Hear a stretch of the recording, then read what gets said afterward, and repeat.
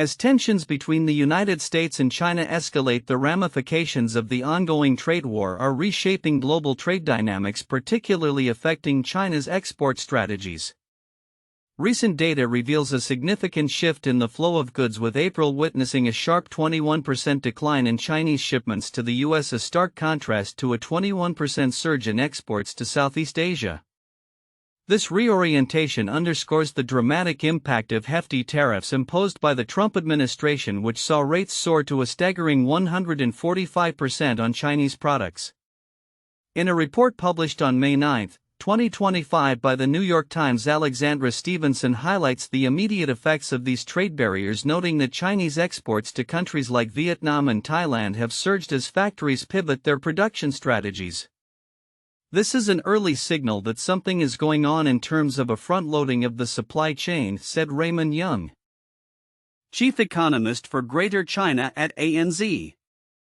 This shift is not merely a reaction to tariffs but reflects a broader strategy among Chinese manufacturers to mitigate risk by diversifying their export destinations. With the U.S. imposing steep tariffs in retaliation for perceived unfair trade practices, many Chinese producers have halted operations aimed at the U.S. market. Instead, they are ramping up production for ASEAN nations where tariffs are less restrictive, thus ensuring a continuous flow of goods. Dan Wang, a director at Eurasia Group, emphasized that domestic producers are now focused on ASEAN countries, having set up factories there to prepare for such contingencies. The broader context of these developments ties back to China's economic challenges, particularly a faltering domestic market exacerbated by a housing crisis that has left local governments and banks burdened with debt. The April export data, despite its mixed signals, offers a temporary reprieve for Chinese policymakers who are grappling with the economic fallout of the trade war. Yet economists warn that the situation could lead to increased unemployment as factories cut back on production in response to dwindling orders from the U.S. In response to these economic pressures, Chinese financial regulators have indicated a willingness to inject liquidity into the economy, with the central bank already implementing interest rate cuts. As the situation develops, U.S. Treasury Secretary Scott Bessent and Trade Representative Jamieson Greer are set to meet with Chinese Vice Premier Lifeng in Geneva, marking the first formal discussions since the escalation of tariffs. The outcome of these talks could determine the future trajectory of U.S.-China trade relations. Meanwhile, President Trump has hinted at a potential reduction of tariffs from 145% to 80%, signaling a possible shift in approach as negotiations unfold. This proposal, shared on his social media platform, indicates a willingness to recalibrate trade policies, albeit with the caveat that any adjustments would be contingent upon discussions with his administration's trade representatives. As the global economy watches closely, the implications of these trade dynamics extend beyond bilateral relations. They pose significant questions about the future of international trade and economic stability. With consumers in both nations feeling the pinch of these tariffs, the path forward remains uncertain. The upcoming trade discussions in Geneva will be pivotal in shaping not only U.S.-China relations but also the broader economic landscape as both nations navigate this complex and evolving situation. In a world increasingly defined by authoritarianism and identity politics, Emily Feng's new book, Let Only Red Flowers Bloom: Identity and Belonging in Xi Jinping's China, presents a gripping exploration of how individuals navigate their identities within the oppressive political landscapes of the U.S. and China. Through a series of poignant narratives, Feng illuminates the experiences of ordinary Chinese citizens grappling with the repercussions of a regime that stifles dissent and enforces conformity, while drawing unsettling parallels to the current political climate in the United States. Feng argues that the cherished diversity that once characterized Chinese society has become a liability under President Xi Jinping's leadership.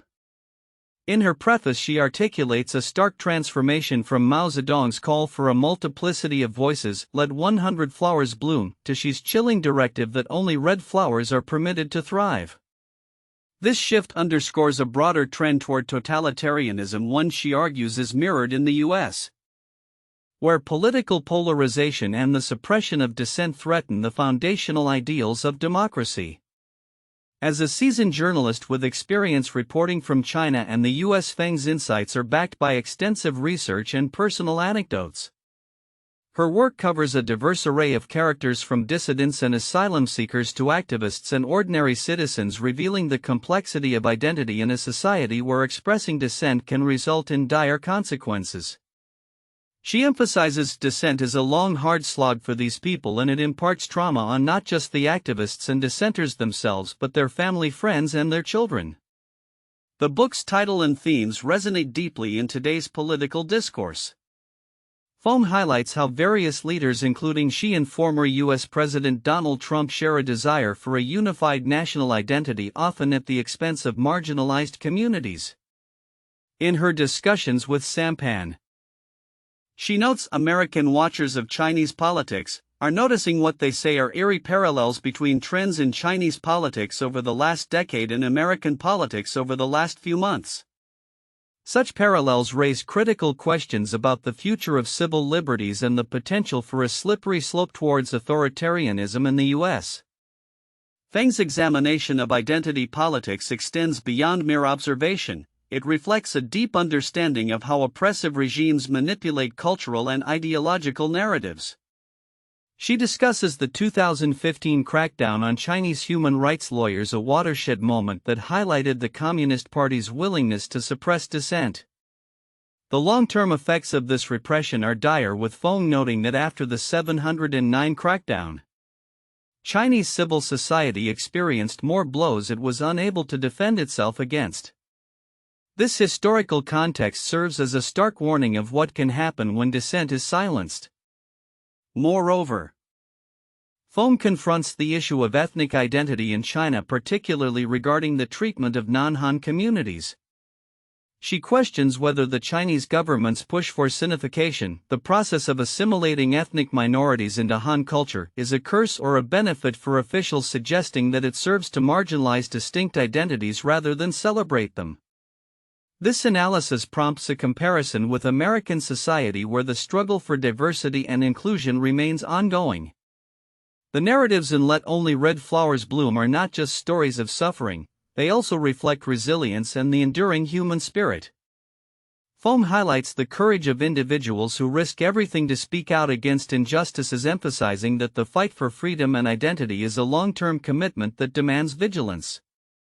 We must stay vigilant in maintaining our much-vaunted American ideals of diversity and inclusion, she asserts, reminding readers that the lessons learned from authoritarian regimes are crucial in safeguarding democratic values.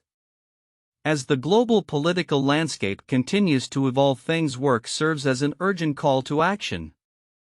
Her insights into the complexities of identity, dissent, and authoritarianism illuminate the critical challenges facing both China and the United States today. Looking ahead, the implications of her findings suggest that the fight for freedom and diverse identities will be more crucial than ever.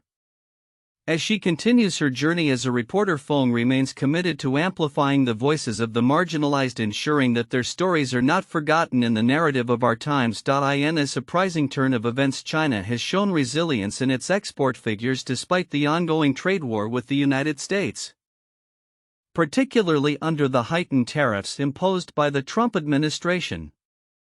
As U.S. and Chinese negotiators prepare for crucial talks in Switzerland, recent data reveals a complex and evolving economic landscape that could impact the future of international trade relations.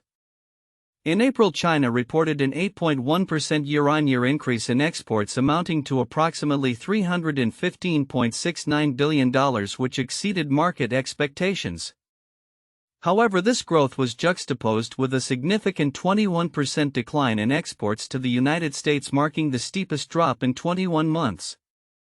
Su Tianchen, a senior economist at the Economist Intelligence Unit, expressed surprise at the export data, noting that it might not fully reflect the impact of U.S. tariffs yet. The full impact of U.S. tariffs may not yet be visible in the data, but small businesses in China's coastal cities are already feeling the pinch, he remarked. Dan Wang, China director at Eurasia Group, echoed these sentiments, highlighting that while tariffs were expected to exert pressure on Chinese production, they inadvertently created a short-term boost in demand for intermediate goods. Even though production in China was halted for some companies, their overseas factories, like those in Vietnam and Cambodia, were working flat out to meet the deadline during the 90-day break on the imposition of increased U.S. tariffs, she explained. This scenario illustrates how global supply chains can be adaptive, albeit at the cost of local production. Meanwhile, President Trump hinted at a potential reduction in tariffs, suggesting an 80% rate compared to the current 145%. This reduction, while significant, would still maintain a prohibitive barrier to trade. White House Press Secretary Caroline Leavitt clarified that any tariff reduction would depend on concessions from China, emphasizing the administration's stance of negotiation rather than unilateral action. The upcoming negotiations are crucial as they aim to de-escalate tensions that have roiled international markets. A recent report indicated that U.S. stock markets opened higher following Trump's comments, reflecting investor optimism. Yet many analysts remain skeptical about the potential for a quick resolution given the complexities involved. Jian Chong, a political science professor at the National University of Singapore, noted that the ongoing talks might be more about probing each side's positions than achieving concrete outcomes. "I am doubtful anything concrete is going to come out of this upcoming set of meetings," he stated. As the trade talks loom, China is also facing its own economic challenges. The manufacturing sector, once the backbone of the Chinese economy, is experiencing a gradual decline. The share of manufacturing in China's GDP has decreased from a third to a quarter since 2004, a trend exacerbated by rising wages, production moving to lower-cost countries, and automation. Experts are increasingly referring to this phenomenon as a China shock similar to the one experienced by the U.S. in the 2000s. In Gaoyang County, a hub for textile production, the local workforce has shrunk by more than 25% over the past 2 decades. The ongoing trade war and the imposition of U.S. tariffs have led to production stoppages and layoffs in the textile industry, with workers like Li Xiaowan grappling with the reality of an uncertain future. "I like working here," she said, but acknowledged that the situation is precarious. "Clearly there is already some pain as people stop ordering Chinese goods," remarked Bert Hoffman, a professor at the East Asian Institute. The intertwining narratives of resilience and decline in China's economy raise questions about the long-term viability of its manufacturing sector and its ability to adapt to the shifting global trade landscape. As policymakers in both the U.S. and China engage in negotiations that could potentially reshape their economic futures, the outcomes will likely reverberate far beyond their borders, influencing global supply chains and international market dynamics. Looking ahead, the ability of both nations to navigate their economic disputes while fostering growth will be crucial. With the stakes high, the world watches as these two economic superpowers confront the complexities of trade and manufacturing in an increasingly interconnected and competitive global economy. As geopolitical tensions continue to simmer in East Asia, developments in the Taiwan Strait and broader regional dynamics present a complex and evolving landscape. The Institute for the Study of War and the American Enterprise Institute released their latest China-Taiwan Weekly Update on May 9, 2025, shedding light on critical political maneuvers in Taiwan, the implications of military collaborations among Indo-Pacific nations, and the ever-looming shadow of the People's Republic of China (PRC) over these developments. In Taiwan, the political scene has become increasingly charged with ongoing petitions to recall legislators from the opposition Kuomintang KMT. Approximately 30 KMT legislators are facing recall votes, which could potentially allow the ruling Democratic Progressive Party (DPP) to regain control of the legislative yuan Taiwan's parliament. As of May 8, petitions to recall 27 KMT legislators had garnered enough signatures to prompt official votes, while another 2 petitions were nearing the threshold required to initiate a recall. Signatures from at least 10% of voters in an electoral district are needed. In contrast, the KMT's efforts to recall DPP legislators have struggled, significantly marred by allegations of fraud leading to accusations of organized criminal activity from the Central Election Commission (CEC). The political discord has not only raised questions about the internal governance of Taiwan but has also provided the PRC with an opportunity to undermine the DPP's legitimacy. The PRC has framed these recall efforts as evidence of the DPP's authoritarian tendencies, thereby attempting to erode public support for the ruling party. Should the DPP regain control of the legislature, it would have the power to restore funding for critical government programs, including those aimed at bolstering Taiwan's defense against potential PRC aggression. This includes discussions around a special budget for military procurement from the United States, which would require legislative approval. Meanwhile, the Philippines has taken significant strides in enhancing military cooperation with regional allies in response to perceived threats from the PRC. Recently, the Philippines and Japan initiated negotiations to conduct joint military exercises, bolster intelligence sharing, and streamline logistical support. This agreement builds on prior frameworks established in 2024, reflecting a growing recognition of the need for collaborative defense strategies amid rising PRC assertiveness in the South China Sea. The Philippines has also signed a status of visiting forces agreement with New Zealand and is exploring military cooperation with Taiwan, further expanding its security partnerships. The PRC has not remained passive amid these developments. It has criticized the Philippines for deepening military ties with other nations, dismissing them as provocations and describing the Philippines as a puppet of the United States. Such rhetoric underscores the strategic significance of military collaborations in the region. As countries like the Philippines seek to assert their sovereignty and territorial rights against the backdrop of increasing PRC incursions. On the diplomatic front, Taiwan has recently accused the PRC of pressuring Somalia to ban Taiwanese passport holders, which Somalia justified by citing the One China principle. This development illustrates the PRC's ongoing efforts to diplomatically isolate Taiwan, further complicating cross-strait relations. In a broader context, the PRC is also navigating significant international forums such as the BRICS High-Level Representatives Meeting, where it seeks to position itself as a leader among developing nations. By advancing narratives on global conflicts, including the situation in Ukraine and tensions in the Middle East, the PRC aims to bolster its image as a mediator while countering U.S. influence. Furthermore, recent military-related developments in North Korea and Japan highlight the persistent volatility in the region. North Korea has unveiled a new road-mobile nuclear-capable weapon system, signaling its ongoing commitment to military modernization. In Japan, tensions escalated following airspace violations by PRC Coast Guard helicopters, a reminder of the sensitive territorial disputes in the East China Sea. As the situation evolves, the interplay of domestic political maneuvers in Taiwan, military collaborations in the Philippines, and ongoing tensions with the PRC will continue to shape the regional security landscape. The upcoming months are likely to witness significant political and military developments as Taiwan navigates its legislative challenges and the Philippines fortifies its defense alliances, all while the PRC seeks to assert its influence and territorial claims across the region. The implications of these dynamics will resonate far beyond the immediate region, impacting U.S. foreign policy and global geopolitical stability. In a striking development ahead of high-stakes trade talks, U.S. President Donald Trump has indicated a willingness to slash tariffs on Chinese imports to 80%, down from the current 145%. This announcement comes as American and Chinese officials prepare for a crucial meeting in Switzerland intended to address the ongoing trade tensions between the two economic superpowers.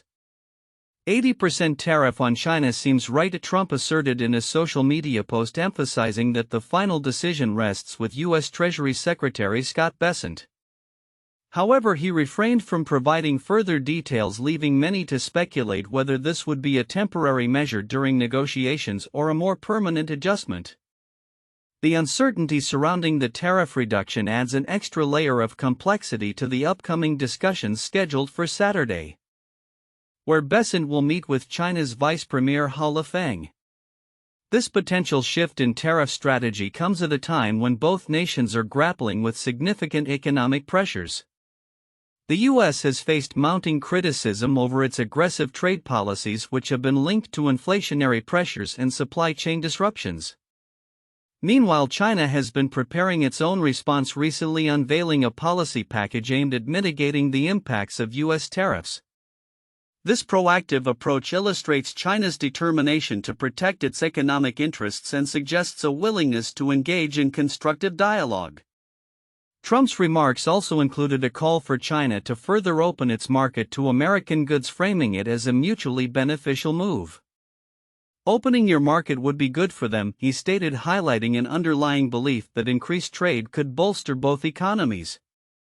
This sentiment underscores a broader push for cooperation, even amidst the backdrop of a contentious trade landscape. The upcoming talks in Switzerland will be pivotal not just for U.S.-China relations but for global economic stability. Analysts are closely monitoring the situation, as any agreement or discord could have far-reaching implications. The stakes are particularly high given the current geopolitical climate, which has seen rising tensions not only between the U.S. and China but also in relation to other global players. As the dialogue unfolds, the international community will be watching closely. The outcome could redefine trade dynamics and set the tone for future interactions between the two nations. Should Bessent and he manage to find common ground, it could signal a thawing of relations and pave the way for a more collaborative economic future. Conversely, failure to reach an agreement might exacerbate tensions, leading to further tariffs and trade barriers. In conclusion, as both sides prepare for what promises to be a critical meeting, the implications of Trump's tariff comments will undoubtedly linger in the air. The world is poised to see whether these discussions mark a turning point in U.S.-China relations or if they become another chapter in an ongoing saga of trade disputes. The coming days will reveal not only the direction of U.S.-China trade but also the resilience of global economic systems in navigating these turbulent waters.